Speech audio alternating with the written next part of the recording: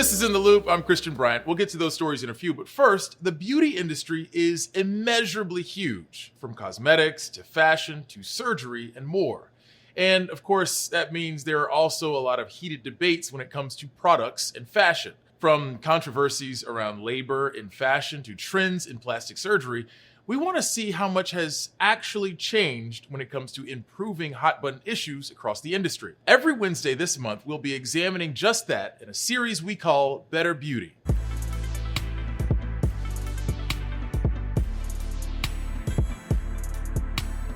First up, let's talk about skincare. When shopping for products, you might have seen terms like brightening, glowing, or maybe something that treats dull skin or dark spots.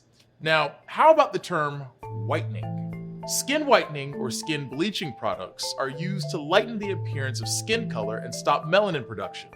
The skin whitening industry alone is a multi-billion-dollar global industry with an estimated $8.8 billion in value, and it's expected to keep growing with massive markets in South and East Asia, countries across Africa, and in Latin America. But in 2020, major companies in beauty faced a reckoning. As the Black Lives Matter movement gained traction in calling out racism around the world, it also pressured top brands to rethink their products. Cosmetics giant Unilever is rebranding its biggest selling skin lightening cream. L'Oreal is removing the words promoting whiter skin from its products. While corporations like Unilever, L'Oreal, and Johnson & Johnson took terms like whitening or fair off their labels, how much actually changed in the skin whitening market as a whole? First, we'll need to understand where the huge demand for skin whitening products comes from. And so the idea is, selling skin whiteners is ridiculous. We would never do that in the United States,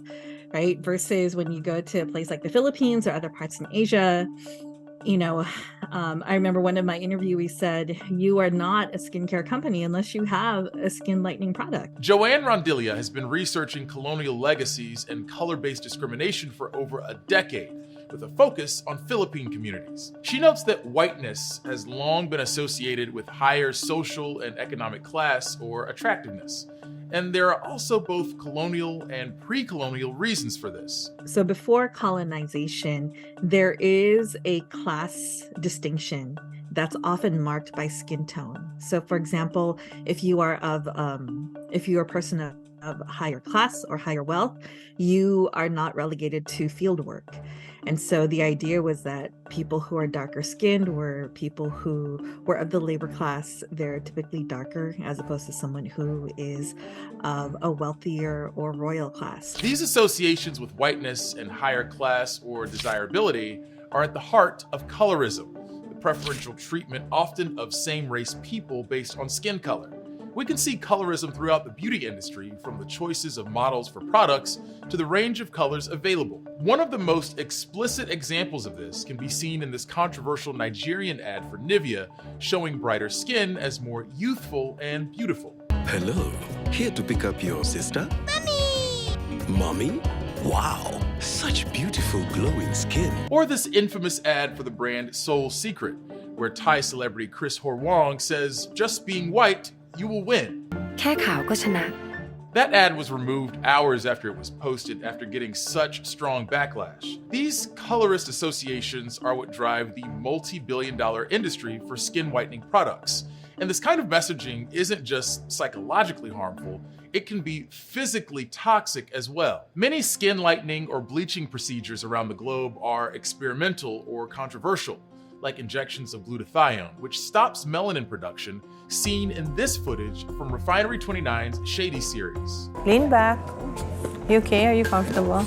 It's not approved by the FDA in the US, but can be very popular overseas. Whitening products are equally unregulated and even potentially fatal. One analysis from the Zero Mercury Working Group looked at nearly 300 products across online retailers like Amazon, eBay, and AliExpress. Nearly half had mercury levels above 1 parts per million, the international legal limit. In 2019, a California woman who used mercury-contaminated skin lightening products fell into a coma, becoming the first reported case of methylmercury poisoning from a skin cream in the US. People are aware of risks that are associated with especially skin whitening that actually have like things, mercury, hydroquinone, and products like this. Amina Mire has been researching the skin whitening industry and anti-aging with degrees in both sociology and chemistry. However, when it comes to the high end things that are from like premium, outlets, they feel that they are buying not the bad stuff, but the good stuff. Even though some toxic ingredients are banned and terminology changed, skin whitening is still hugely pervasive in the US, just under different names. I actually worked in cosmetics for over 12 years. The company that I worked for, there was like this nighttime cream. Everything was manufactured in the United States. I knew that there was no change to the ingredients.